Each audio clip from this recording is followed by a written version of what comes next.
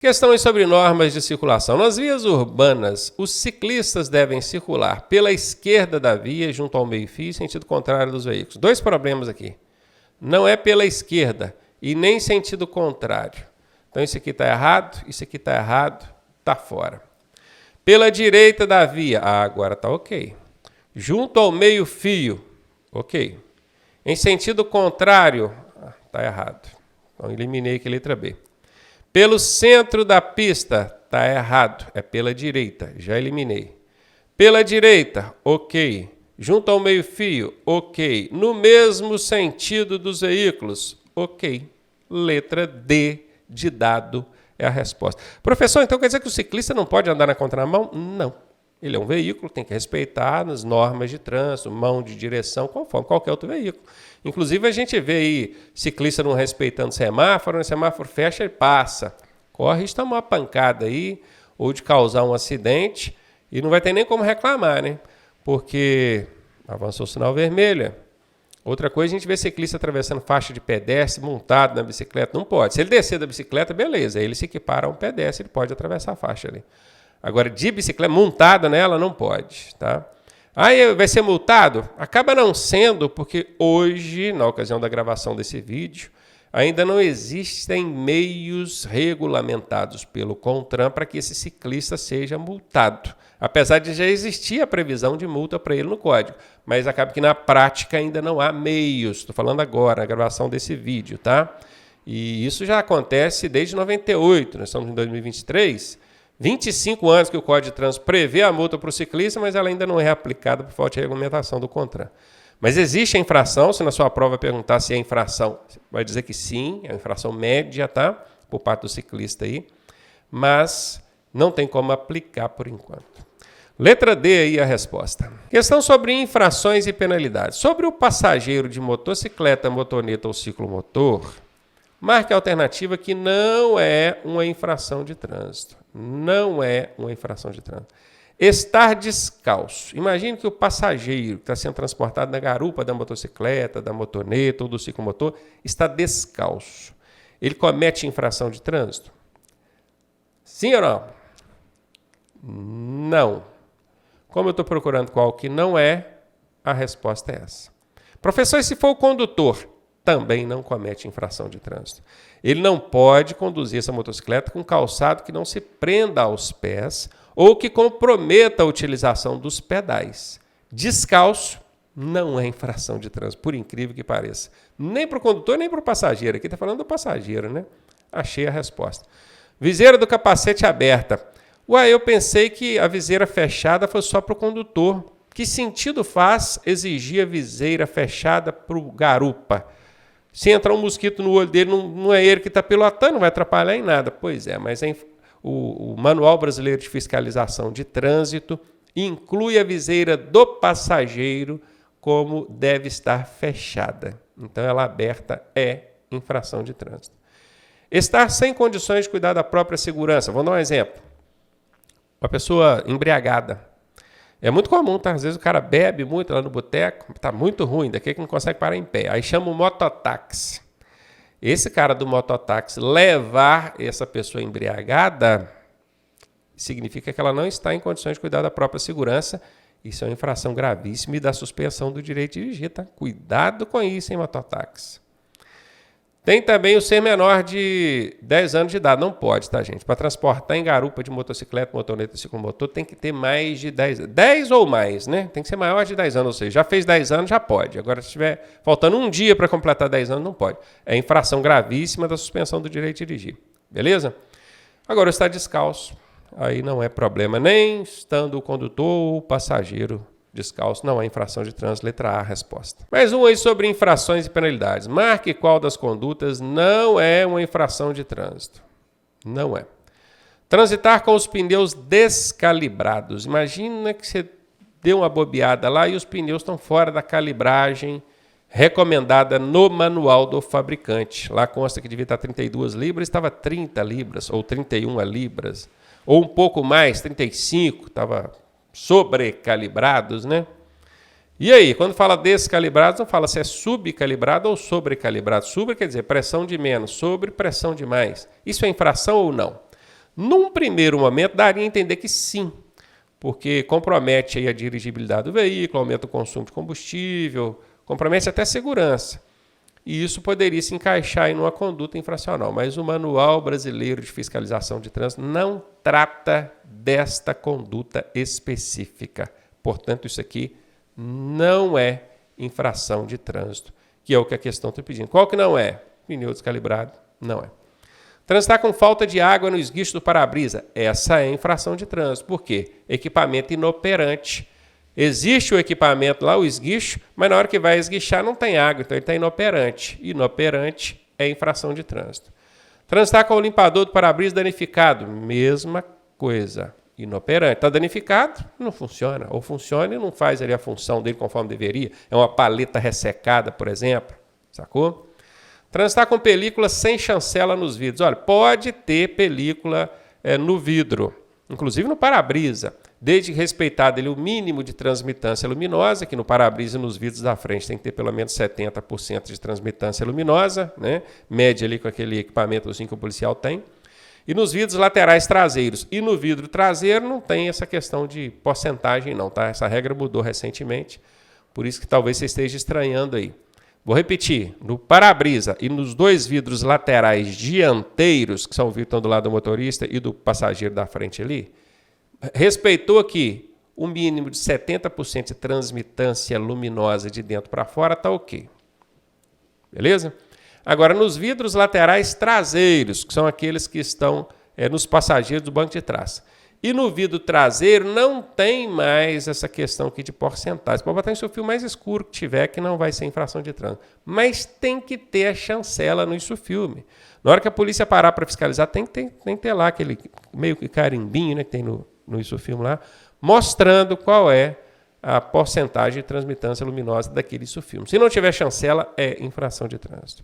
A única aqui que não é infração é a letra A mesmo. E aí, tá gostando da aula? Eu sou o professor Ronaldo Cardoso e tenho o caminho das pedras para você chegar à sua aprovação da forma mais suave possível. Se você fizer exatamente o que eu te pedi, eu garanto que você passa. Clique aqui no primeiro link da descrição e vem ser aprovado com a gente. Questão sobre mecânica veicular. Sobre o estado dos freios e sua relação com a segurança, podemos afirmar que os freios em bom estado de funcionamento eliminam o fenômeno da aquaplanagem. Aquaplanagem é quando existe um espelho d'água na pista, naquela camadinha d'água, chovendo, né? Pista plana, a água não escoou bem, não é poça d'água, não é só aquela camadinha, espelhinho d'água. E aí o veículo em alta velocidade desliza sobre aquela água. Freio, nesse caso de aquaplanagem, não vale nada, até porque é uma das recomendações em caso de aquaplanagem que você não utilize o freio. Se você acionar o freio, o carro vai rodopiar e você vai perder o controle dele ainda mais. Então, o ideal é não deixar entrar em aquaplanagem, mas depois que entra, usar freio, esquece. Então, se os freios estão bons ou não, isso aqui é indiferente para o caso de aquaplanagem. Não tem nada a ver a relação de freios aqui em bom estado de conservação com aquaplanagem. O que vai causar aquaplanagem é camada d'água, excesso de velocidade, pneus em mau estado de conservação. Os pneus, sim, têm influência nisso. Agora, os freios, não. Letra B. Com os freios em bom estado, não é necessário descer vias em declive com o veículo desengrenado. Ou com o veículo engrenado. Veículo engrenado é com marcha engrenada. Eu estou descendo a ladeira, então posso jogar no ponto morto, porque os freios estão em bom estado de conservação e isso é o que importa.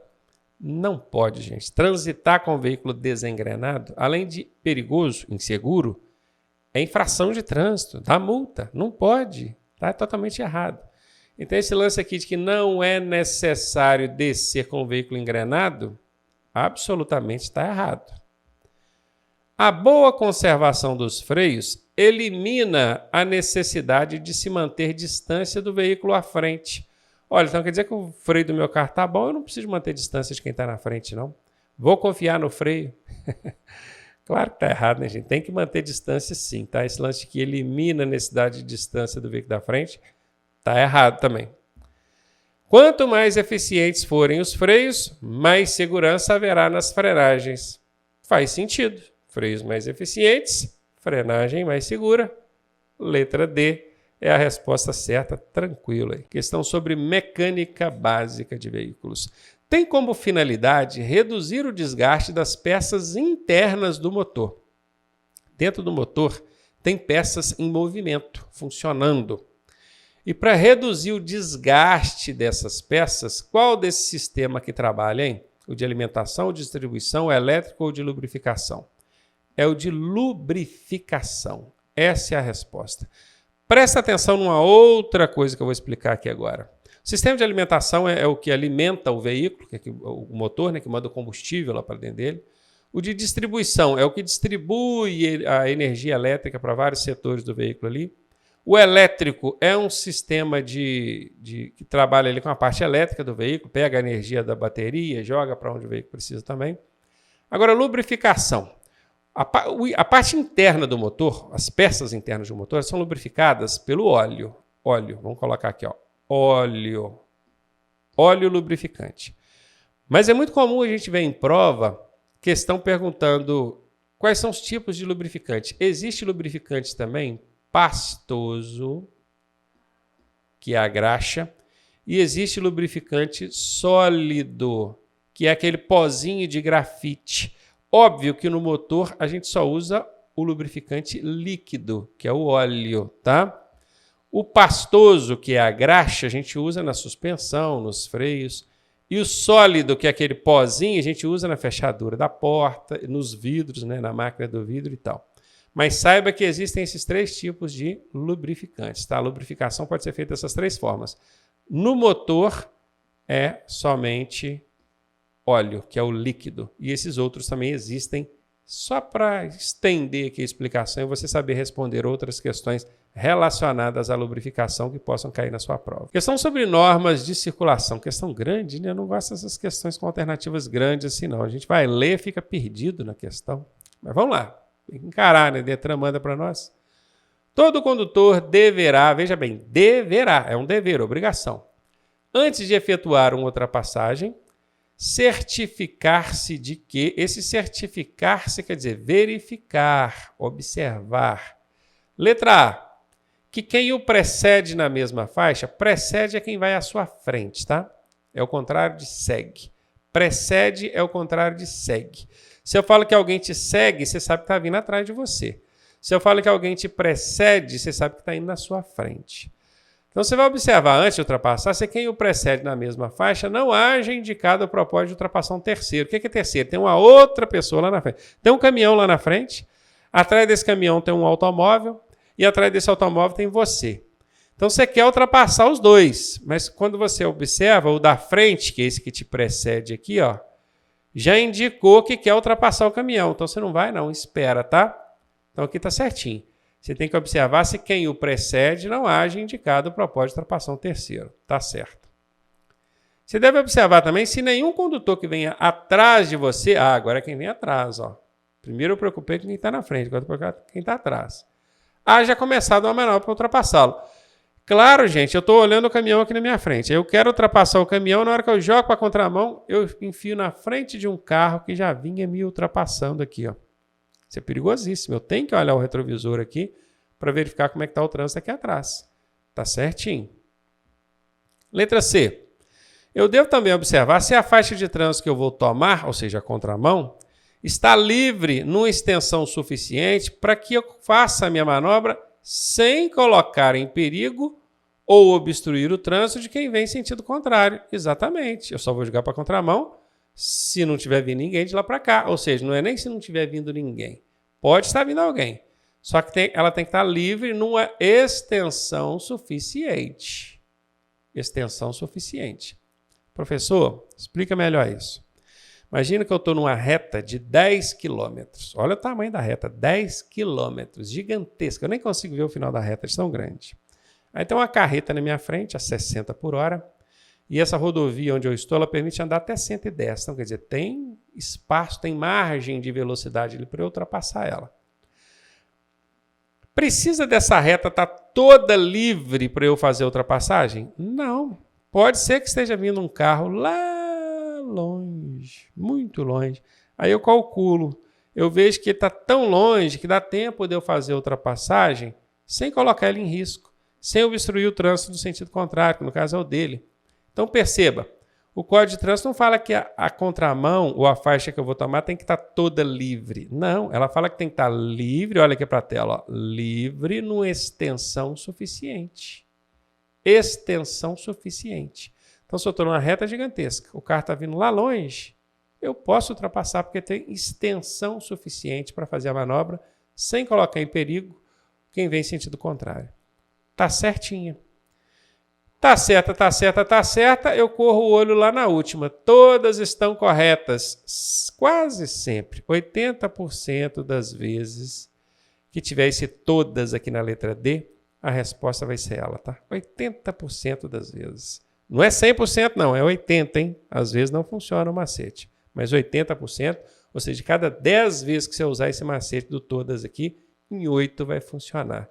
Letra D aí é a resposta. Normas de circulação é a questão agora. Veículos mais lentos, quando em fila, deverão... Nós estamos falando de várias carretas, caminhões, veículos grandes, andando atrás um do outro, 3, 4, 5, 10 deles. O que eles têm que fazer? Manter-se à esquerda? Não. Esses veículos lentos têm que manter à direita da pista. Ligar o pisca-alerta? Não precisa. Pisca-alerta não é para esse tipo de situação. A pessoa, toda vez que tiver um aglomerado de veículos grandes, todo mundo fica ligando o pisca-alerta. Vai parecer um pisca-pisca, né? Aumentar a velocidade? Os veículos têm que aumentar a velocidade, esses veículos lentos? Não. Manter uma distância uns dos outros? Sim. Eles precisam manter distância entre eles para que os automóveis, os veículos menores, de maior velocidade, possam ultrapassar um a um, intercalando na fila. Uma coisa é você ultrapassar uma carreta e entrar na fila de novo. Outra coisa é você ultrapassar 3, 4, 5, 10 carretas de uma vez. Aí é complicado. Por isso que esses veículos mais lentos, esses veículos de grande porte, precisam manter espaço entre um e o outro, que é para facilitar ali a sua ultrapassagem. Ah, professor, mas eles não fazem isso não. Bom, se eles não fazem, aí já é outro problema, tá? E é infração de trânsito, tá? Se eu não me engano, média. Eles não mantêm esse espaço. Nunca vi uma multa dessa na minha vida, mas que a polícia pode multar se quiser, pode. Então tá aqui. Manter distância uns dos outros para facilitar a ultrapassagem dos veículos mais rápidos. Na tela aqui, uma questãozinha sobre direção defensiva. Frio e calor são condições adversas de quê, hein? Condições adversas. Nós vamos lá. Luz, tempo, esse tempo no sentido de clima, não é tempo de relógio não, tá? Luz, tempo, via, ou a estrada, eles podem chamar também de estrada, luz, tempo, via, trânsito, veículo e condutor. Você precisa decorar essas 6 condições adversas. Eu falei 6, coloquei 6 aqui, né? 3, 4, 5, 6. Meu professor falou que são 8. Por quê? Porque ele pega os veículos aqui, ó, e desmembra em carga e passageiros. Ou ocupantes também. Aí viram 7 e 8, né? Então, se são 6 ou 8, não importa. Importa que você tem que decorar isso aqui. Luz, tempo, via, trânsito, veículo e condutor. Toda vez que falar de condições adversas, está relacionado a isso aqui. Beleza? Então, a gente vai analisar aqui agora, ó, frio e calor estão relacionados ao clima, ao tempo. Então, está aqui, letra A, a resposta. Na tela, uma questãozinha sobre mecânica básica de veículos. Vibrações no volante indicam possíveis problemas com o quê? O volante está vibrando. Eu fui fazer um ponto de interrogação, ficou parecendo um 8, né? Vamos lá, vamos de novo. Ó. Aí, ó, igual ficou parecendo um S ao contrário. Vamos aprender a fazer ponte de interrogação. Aí, melhorou. Vibrações no volante indicam possíveis problemas com o sistema de ar comprimido da direção. Olha, se direção tem ar comprimido, eu nem sei, tá? Preciso estudar mais mecânica, mas não tem nada a ver isso aqui. Farol queimado? Imagina, farol queimou, o volante começa a vibrar. Bem que podia ser assim, né? Pelo menos a gente não ficava andando com o farol queimado, incomodar tanto que a gente ia ter que consertar ali. Mas não é. Folga no pedal do freio de serviço. O freio de serviço é o freio que você aciona com o pé, aquele do pedal do meio ali, né? Quando é embreagem, freio e acelerador. Hoje em dia, com os carros com câmbio automático, o pedal do freio é o da esquerda, o do acelerador é da direita. Pois é, aquele pedal ali é o do freio de serviço. E o que a gente chama de freio de mão é o freio de estacionamento. Guarde bem, tá? Tem também freio motor, que é aquele que a gente utiliza o motor do veículo para segurá-lo ladeira abaixo, bota uma baixa reduzida e ele vai segurando o carro. Tem alguns veículos de grande porte, imagino que todos, falei alguns, mas talvez todos. Tem um botão também no painel que você aciona e aquilo causa uma redução no funcionamento do motor, para o motor segurar o carro e não exigir tanto freio. Então tem vários tipos de freios, tá vendo? Freio motor, freio de serviço, que é esse que a gente aciona com os pés. Tem o freio de estacionamento, que é o conhecido popularmente como freio de mão, né? Mas isso aqui não tem nenhuma relação com vibração no volante. Volante vibrando, meu amigo, é isso aqui, ó, balanceamento. Falta balancear as rodas e suspensão. Leva lá no borracheiro, que ele é especializado em fazer isso, tá? Ou se o seu carro ainda estiver no período de garantia, a revisão deve ser feita sempre, revisão e reparos, né? Sempre feito na agência, na concessionária, lá é o melhor lugar para fazer. Guarde isso, em vibrações no volante, falta de balanceamento. Volante está puxando para um lado ou para o outro, aí é alinhamento. Guarde isso, não precisa entender de mecânica, não. Precisa entender um pouquinho sobre o funcionamento do veículo, porque isso aqui é uma coisa que vai acontecer com você, com o seu carro, regularmente, tá? A cada 10 mil quilômetros, mais ou menos, ou a cada troca de pneus ali, a gente precisa fazer esse alinhamento da direção, esse balanceamento das rodas. Eu falei balanceamento da suspensão, não existe balanceamento da suspensão, não. Balanceamento é nas rodas. O alinhamento é que é nas rodas e suspensão, tá bom? Guardou aí? Bora para a próxima, então. Questão na tela agora sobre infrações e penalidades, que diz: marque a alternativa que melhor responda a questão. Veja bem, quando a questão já começar assim, ó, que melhor responda. Quando aparece esse que melhor responda, significa que mais de uma alternativa serve como resposta. Só que ele quer aquela que melhor, aquela que se aproxima mais da resposta completa, incontestável. Então é bom você se atentar a isso, porque senão você acha logo de cara aqui uma que serve como resposta e marca ela e erra. Então bora ver. As penalidades decorrentes do cometimento de infrações de trânsito poderão ser impostas ou aplicadas a quem, hein? Ao proprietário do veículo? Sim. Serve como resposta. O proprietário do veículo recebe penalidades decorrentes de cometimento de infrações, não recebe? Sim, principalmente aquelas relacionadas à regularidade do veículo, mau estado de conservação, documentação atrasada, não é? Essas vão ser sempre de responsabilidade do proprietário. A resposta é letra A? Não. Por quê? Por causa do lance que eu falei. Aqui melhor responda. O proprietário e o condutor? Sim, o proprietário já sei que pode, o condutor também. Isso também. O condutor aqui, por atos decorrentes por condutas decorrentes de atos praticados por ele. Excesso de velocidade, estacionou em local proibido, avançou sinal vermelho. Então, ok. Vai ser essa a resposta? Não. Porque apesar de servir como resposta, a questão pediu aquela que melhor responda. Tem que ficar atento a isso. Por isso que eu estou insistindo aqui. Tem gente errando isso na hora da prova, porque não está sabendo interpretar a questão. E o Detran quer puxar o seu tapete, né? Ele quer colocar a casquinha de banana ali, você não vai cair na pegadinha dele. Aos pais ou responsáveis pelo condutor? Não. Esse aqui, administrativamente, são as penalidades e multa, esse aqui nunca responde. Os pais, não. Ele não responde como pai, ele responde como proprietário do veículo. Se ele é o proprietário do veículo, aí beleza, ele vai responder como proprietário. Agora, pelo fato de ser o pai, não. Tá? Então, isso aqui está errado mesmo, está fora. Ao condutor, ok. Proprietário, ok. Isso aqui nós já tínhamos até visto, né, que é o proprietário e condutor. Ao embarcador e ao transportador, esses aqui também podem ser penalizados quando o problema estiver relacionado à carga, ao transporte dessa carga. Então, guarde, são 4 que podem ser punidos. O condutor, o proprietário, o embarcador, o transportador. Essa é a resposta, porque ela é que melhor responde a questão. E aqui você ainda poderia ter usado a técnica do elefantinho, né? Qual que é a técnica do elefantinho? É aquela alternativa grandona. Ela destoa das demais porque ela é muito grande. Nós temos aqui 3 coelhinhos e um elefantinho. Quando você não sabe para que lado está ventando aquele assunto e quer chutar, chuta com estratégia. Usa, nesse caso aqui, a técnica do elefantinho, que ela cabe bem. Letra D de dado.